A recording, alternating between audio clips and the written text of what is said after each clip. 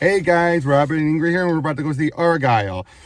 Don't know much what to expect other than an interesting premise from the trailers. Although some of the other media and and everything seems to always put emphasis, except for the trailers, all the posters seem to emphasize Henry Cavill, but the trailer emphasizes Bryce Dallas Howard. Seems like a bit of a confusing marketing, wouldn't you say?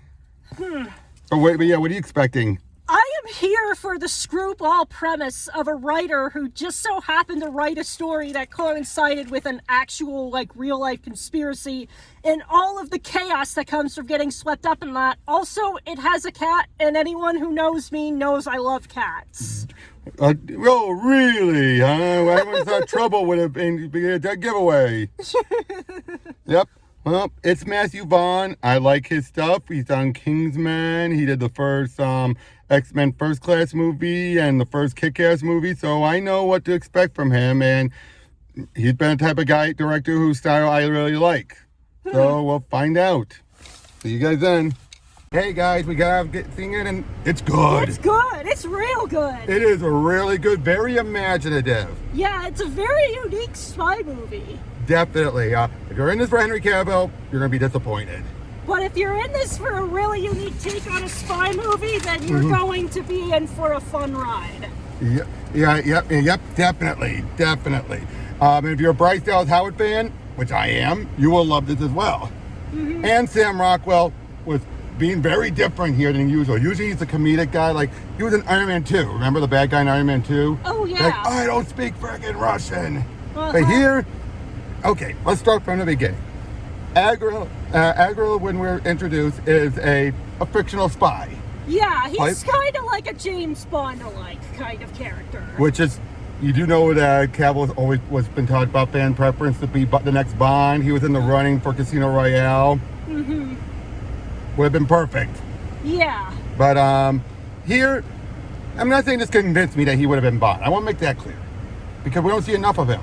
Yeah. We don't get enough to convince me that he could have been Bond. But he still came off with a good spy, nonetheless. And we had John Cena playing his partner. Yeah. And this quirky partner, somewhat quirky partner, but still just as dedicated. It opens up with them in a mission that goes a bit wrong. But then they realize, well, it wouldn't say it went wrong, but a big twist. The organization they've worked for have turned rogue. Uh-oh. And that's where one of her books end. And then we open up with Elly Conway. Yeah, Elly Conway. That was Bryce Dallas Howard's character. She's reading the book. I like when they do those, the authors reading the book, but it makes you wonder, how long are those readings? Oh boy. I've never been to a reading before, but these movies always seem to make it be like they read the whole book. But it's like, I doubt they were there all those hours. Yeah, they probably just read the ending or key chapters or something. Including the ending, yeah. But it always felt weird, doesn't it? They've done this in so many movies where we always see them doing the last chapter then, and it's just like, did they read the whole book? But anyway, so and she's asked a certain question, like, where do you come up with this? Are you a spy? No, I'm not a spy. Just a lot of research. Mentioned how she had a skiing accident, and that's what eventually encouraged her to do the writing. She's finishing up the latest novel, and then her mom, when she sent to her mom said, I couldn't put it down. I read it all night, and why are you ending on a cliffhanger like that? Now, bit of a red flag how her mother, but we find out, but now we're implied the mother's done this regularly. So, okay, roll with it. Yeah. And then because I love it. We only get the one scene of this in the movie, but where it starts to reenact the moment. But then Argylle just like, stop, this is bad. Yeah, and it's just the characters kind of awkwardly hang in space. And I just love that. It's like, I mean, yeah, that's it's like it's what's in your head. Trying to figure out a scene. But I love how they perfectly do that. It's the only scene where they did that, which bummed me. I wish we had a little bit more, but she had no other time to write. Yeah. But so she decides, you know what, forget mom coming here, I'm going to go see her. So she goes on a train, and if you've seen the trailers, this is the bit where she meets Sam Rockwell's character, Aiden. And leads to a big action sequence, because he even says, like, Okay, and you pretty much got it right except for the spy. He wouldn't be this chiseled beefcake. He looked like anyone else on this train is a spy, which they are. They literally are, which leads to a big action sequence. But Threadle, she keeps blinking and keeps on seeing an Argylle there, which was interesting. I think that's a much clever way to keep getting your money's worth with Cavill without having to shoehorn in more story scenes. Would you agree? Yeah. Having it be where she keeps seeing it, but there's an explanation we get to later. Not yet. Oh, yeah. By the way, forget her cat, Alfie. Oh, yes, Alfie. They're one of the main reasons why she wanted to see it. Oh, yes, cat. Cat. Yep, and Alfie's in that little backpack thing, and oh, that's so cute. Which is a real thing. That is an actual kind of cat carrier. I bet you those became popular. I bet you they became popular after the trailers for the movie, I bet. But yeah, it's so great. The action was good. He's just pulling up the stunts. Rockwell makes it convincing. I mean, when he's being cool and suave, it's Argylle. When he's being a bit more, not as refined, more messy, it's Rockwell. You know, it's Aiden. But yeah, they get out of there. She passes out, leads to a bit of stuff, and we're introduced to the bad guy of Ritter, played by Bryan Cranston. Great job. Yeah. And yeah, he wants basically it's made clear that, well, at least they claim anyway, that she somehow prophesied stuff that had happened, and they need to try and use her to find the the information that they need. So they ask her, and this is where I started to realize, and I would end up being proven correct, theorizing about what they're doing, because he's basically walking her through, and okay, if this was a precog, it wouldn't come to her the way it did. Would you agree, looking back on it now? Probably, yeah. But instead, basically she starts to put pieces together. Now, she does it through the story, so she's realizing stuff like, oh, stuff's hidden in the burner phone and things like that. And they go to this room and they find this code book that belonged to someone that was a great hacker. And it leads to another action sequence, which more again switching between Rockwell and Cavill.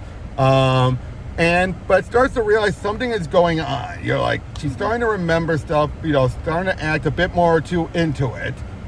And he's also trying to teach her stuff like how to stomp on a person's foot. Yeah. Twist and crush. Well, go on, you can say it. You're gonna say something. Oh, no. Well, you want to keep on, I don't want to do the whole summary. You want to explain what happened next? Fair.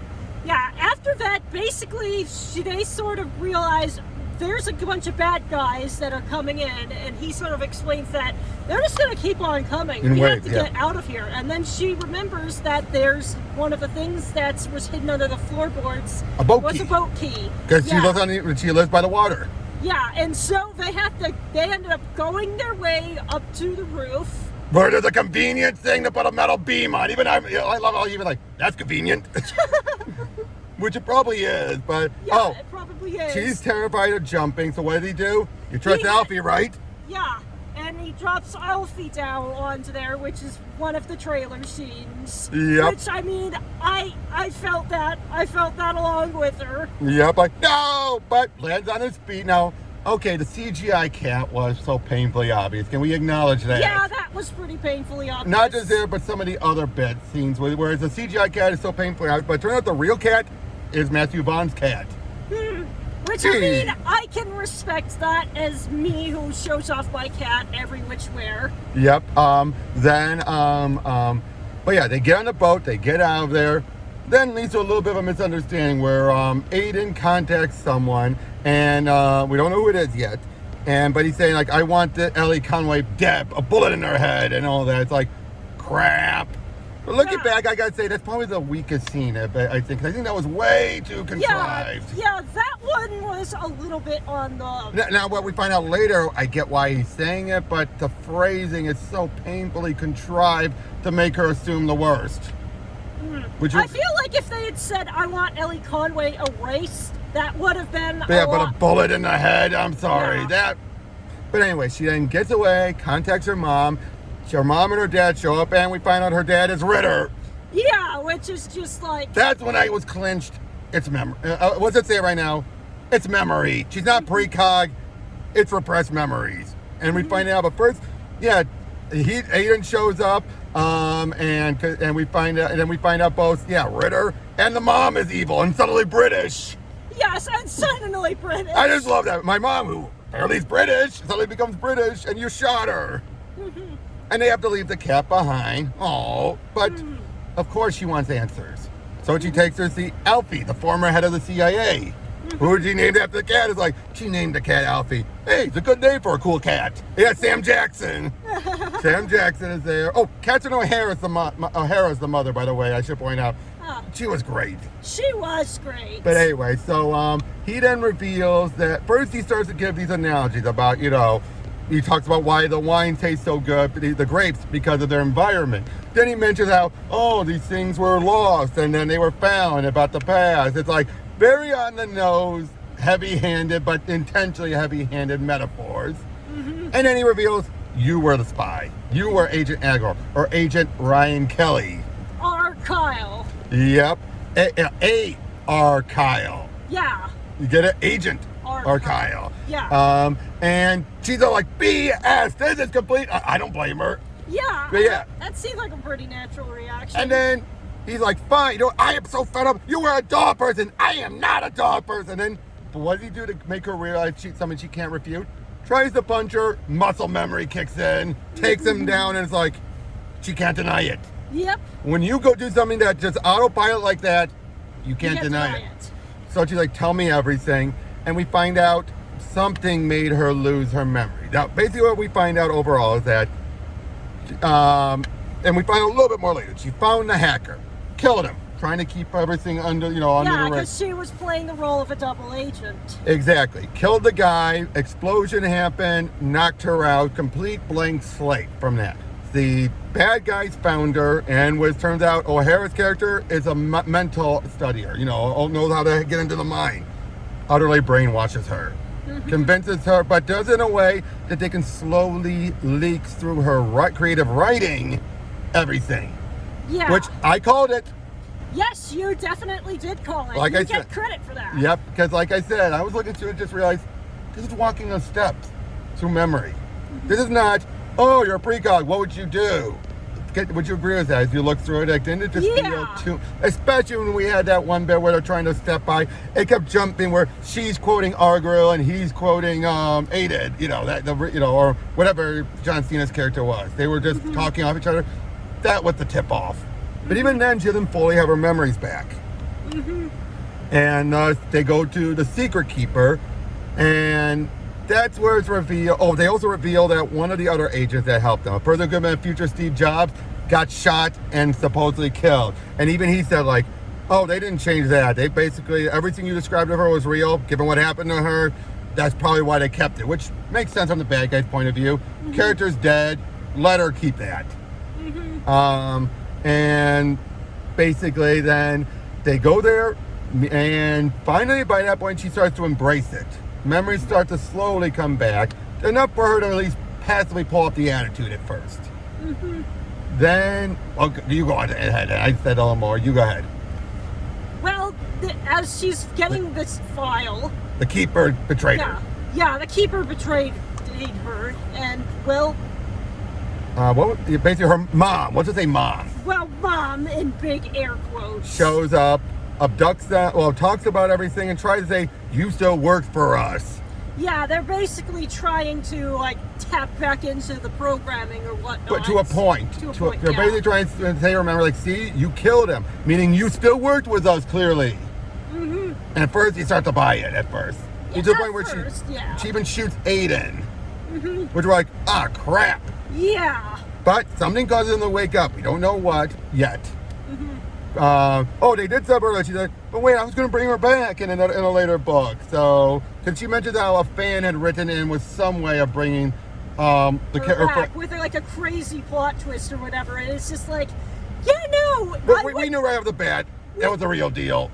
Yeah, though, if this was from a writing standpoint, that does sound like the kind of thing an actual writer or fan of a writer would look up. Especially they wanted to save a character that they loved. Oh, yes, and there are lots of running gags about how the search histories of serial killers and writers can look virtually identical. Yep. And, but I digress. Yeah, right. And she's ready. They're trying to ask, where's Alfie? They want to take Alfie off the board. It's bad enough that it wasn't enough that they had to discredit him. No, he's still looking. so they have to take him out. And she then basically remembers everything. And well, first of all, what she did to Aiden was exactly what the fan told her would happen. Of course, I then did research to reveal that it was feasible. Like, you shot me, like, and you're alive. Yeah. Yep. Then basically she said, I remembered everything. Even basically said, no, I did want to betray you all. And but then it turns out, oh crap, she can't send the file. Like, accept that. Again, Yeah. Bryce nails it here for the most part. And she pulls off being a bad, especially her and Sam, because they just say, want to dance? Thought you'd ever ask. Oh, wait, we get Alfie back. They get the cat back. Yes, they do get the cat Which back. there's that point though where it's like, give me Alfie, I'll give you this Alfie. Do whatever you want. I'm the dog person. And then after she reveals, like, oh, I'm so sorry. I'm so sorry. It's like basically telling you it wasn't a complete personality override, thankfully. Yeah. It was a merger of personalities. Which I prefer those. I prefer I like it when it's just like, merger. It's changed a lot since then. It's less. Remember what happened in Resident Evil 1? Remember, a guy had amnesia, but then once he remembered, he went from being like, oh, God was happy to, all right, I'm the bad guy. Remember that? It's not that. It's not that. It's a merger of the personalities so that she still has the love of Alfie. Even she was a dog person, she's now a cat person too. Yeah, and that's generally how it tends to go with people who become cat people, is that you get an actual cat that you like, and then you suddenly understand it. Yep. Yep, and I think that there was also clues that, like, her partner, damn it, I already forgot the name. Like, Aiden was a good guy because Alfie liked him. Yeah, he scratched him still, but in that kind of like, know your place kind of a way, right? Yeah, and we saw that, like, the one, like, fake dad. Yeah, Ritter. Ritter treated kids badly. Boom. Because they gave it to him, so as far as he's concerned, like, you're our property. Then basically then leads to a big ad where like, you want to dance? Thought you never asked. That was a bit overly done, but still incredible action sequence, wouldn't you say? Oh yeah, that was a joy to watch. But it's a bit overly done, but in a good way. Would you agree with that? Like, it was so, like, because you have all this colored smoke Massively everywhere. chewing They're the dancing. Really the scenery through their actions. But anyway, then they're able to get away. They get into this one room where they're still in the shootout. But turns out there's crude oil everywhere through their shootout. So it's like, oh crap, wait.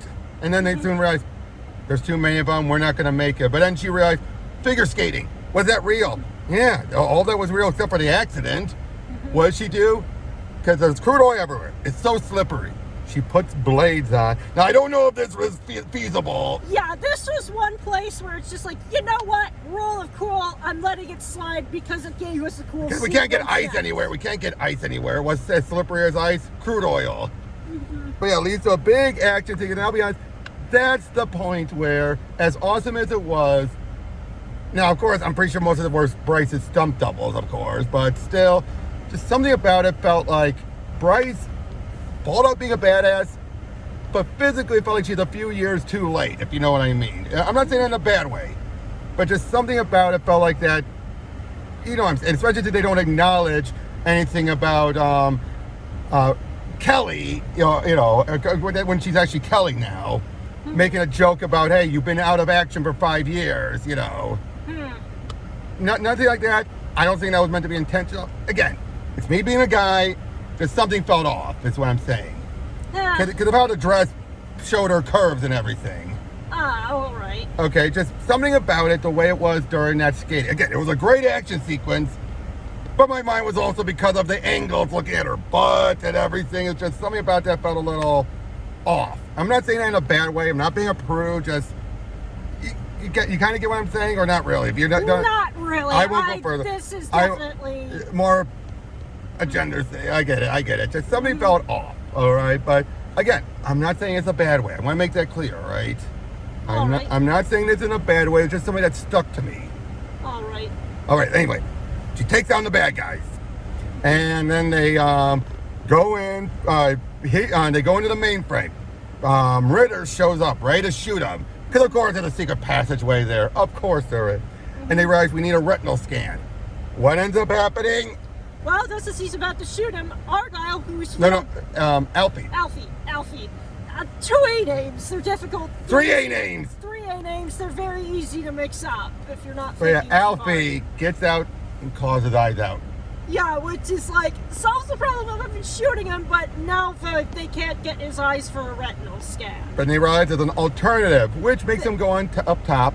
And yeah, it's an oil rig, which that's pretty believable. Well, an oil tanker. An oil tanker, yeah. They go up there, they realize we can hack the satellite. They start to do that, but then Mom shows up, and turns out she put a little backup.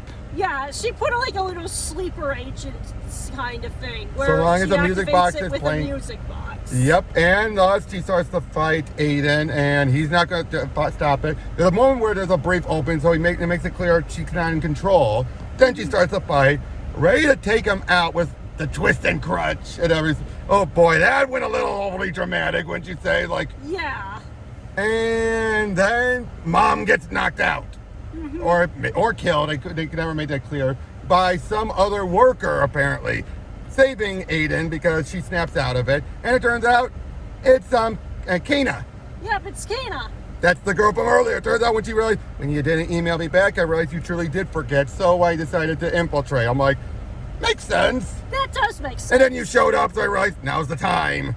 I mean, they built up to it. They did build up to it. That's one of those clever ways where it kind of is a Deus Ex Machina, but not really. It's a set-up Deus Ex Machina, because we don't know for certain that was her alive, or that she was. Or we knew she was probably alive. But we didn't know she was on the boat, because there was no setup for that.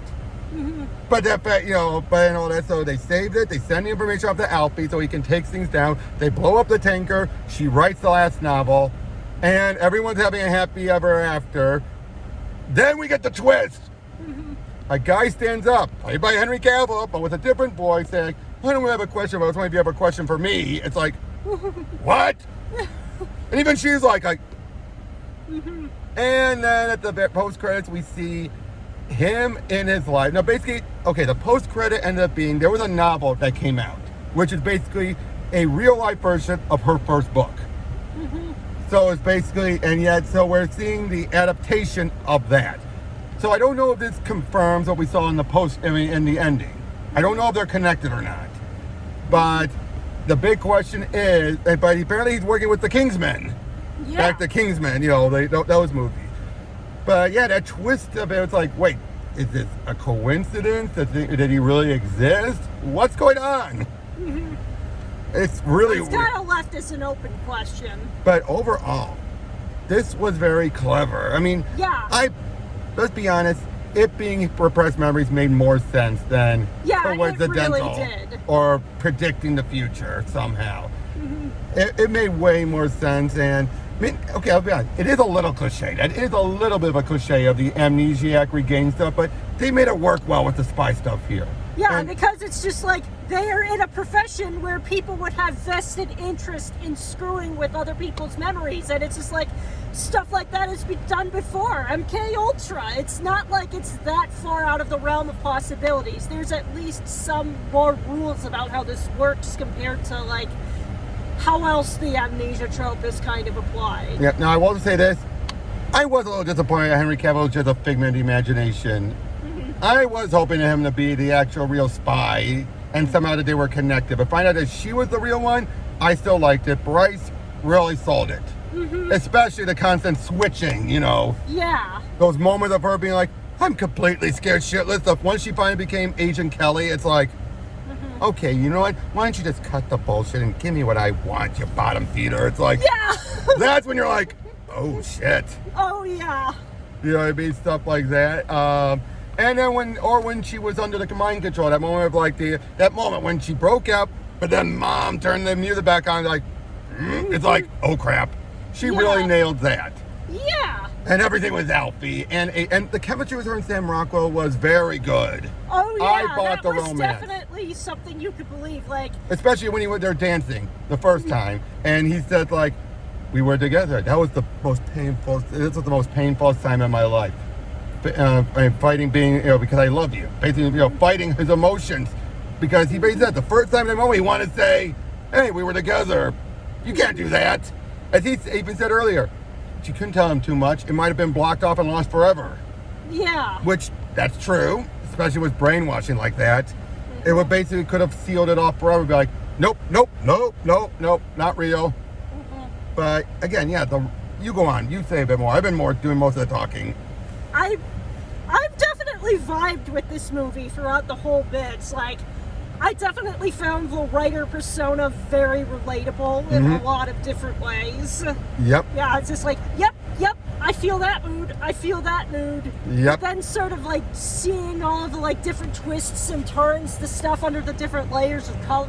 That kind of code switching and acting is kind of like, when you're like a couple layers deep in that's really difficult to pull off convincing that. So I'm really impressed with Price in that regard. I would say this though, Cranston was a little wasted here. I don't think he felt bland as the villain, I hate to say. And we know he's a great actor, but he was good. I'm not saying he was bad. It's just that they could have given him a bit more to do. A bit more chance to be over the top a bit more. Like the bit with the shotgun at the beginning, where basically say, my dad would take those over incompetent. Like, holds it, the guy's like, yeah, of course. Shoots them when he turns around. Yeah, I see what you're talking about. But when you see the rest of the time, it up a bit more there. Yep, and heck, even when he's being the dad, it felt too much like his, like obviously, like he's finally getting what he wanted. I wish he acted a little bit more like a goofy old adult dad, because we know he's done great dads, goofy dads, embarrassing dads and everything.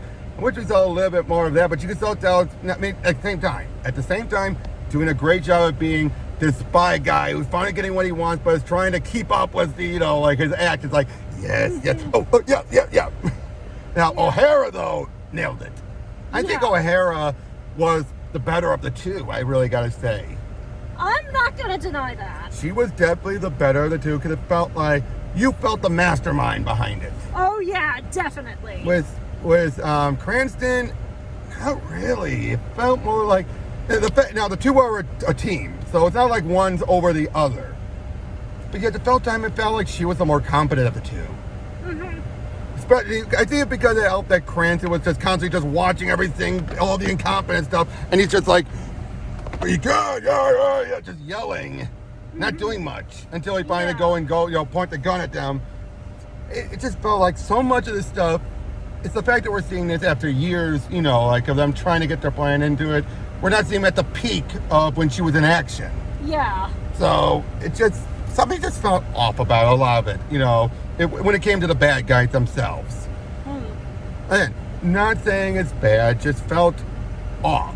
That's why I'm giving this movie a 9 out of 10. It's not a perfect 10 because there were just some things that felt a little off for me in general, but not in a bad way. Yeah, it's not unfair. Yeah, again, it's not in a bad way. If it was, I would take it down to 7-ish or whatever if it was bad. No, it's just one of those things where you see it, it sticks with you. You know what I mean? It's one of those things where you just you're not supposed to focus on it. Yeah. Again, like with Cranston and everything, something felt like, this is Bryan Cranston. I've seen him do great role acting and everything. Here just felt like he wasn't sleeping through. I'm not saying he was sleeping through, but I don't know what the direction he was given is what I'm thinking. Like, what is the directions he was given for this performance is what I'm thinking. Ah, okay. Would you agree? Would you get what I'm saying? It's like, you can't help but wondering, like, okay, why is he giving us that take? Why is he giving us this type of performance? Like, what was he told to do for this character? Because I'm thinking Bond villain. If he was a Bond villain, this would have been one of the weaker Bond villains. I hate to say. Yeah, I'm not going to debate you with that one. Or a spy villain in general. He's one of the weaker spy. I think that's why I like O'Hara. Being the mind manipulator and everything feels more like a traditional spy villain role. And it felt like she was written with that in mind. He just feels more like the generic evil head of an evil organization that doesn't differentiate from any of the other bland ones. Like, he's not like Goldfinger. He's not like any of the real other bad guys. You know what I mean? You kind of have the Moonraker, right? Yes, I have. He's definitely not like Drax. Oh yeah, Drax was a not fantastic villain. If he was more like Drax, that would have been more phenomenal. He feels more like the guy from The Spy Who Loved Me. Oh yeah. If you had to compare the two, Spy Who Loved Me and Moonraker, Drax, superior villain. I forget his name, but the bad guy from that. Yeah. Cranston felt more like that. Yeah, I'm not going to fight you on that one. Yeah, because that's what it felt. But don't let the the fact we've Oh, no. been talking about this for the past few minutes make you think that this is a bad Oh movie? no, Because hell it's no. not a It is bad good. movie. It is really damn good. It's Matthew Vaughn. He brings his traditional stuff to it. It's not perfect, but it's not bad. And I've already It's definitely worth your time. I'll say this. I saw some people saying, oh, the Mary Sue wrote a positive article about it, so it must be woke. It's not woke. There's nothing in here that's woke whatsoever. There's nothing about men and women are better than men. None of that. Yeah, it's just like, I feel like it was definitely a case where you could have swapped the genders and it would have been the exact same movie. Exactly. It could have been like you could have Cavill being this, because we've seen him be a bit nerdish, a nerdish writer, writing about this kick-ass, female spy. You could have swapped it around, it would have been just no different. Of course, you would probably have to, it'd be better to have Rockwell be a female lead. But of course, that makes you also wonder, though.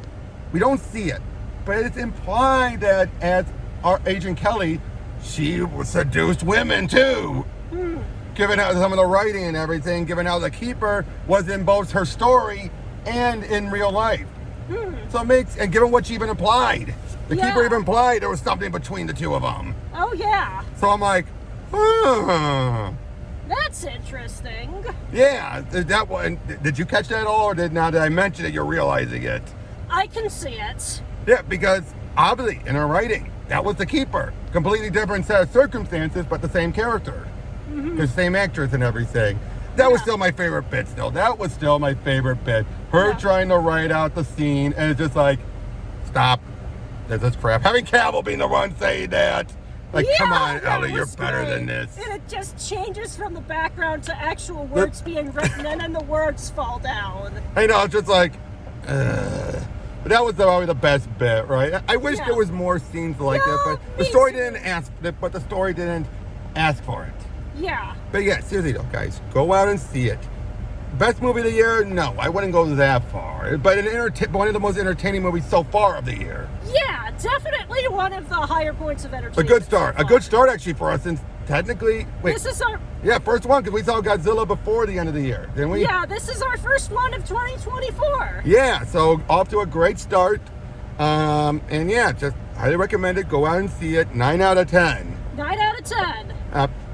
Take care.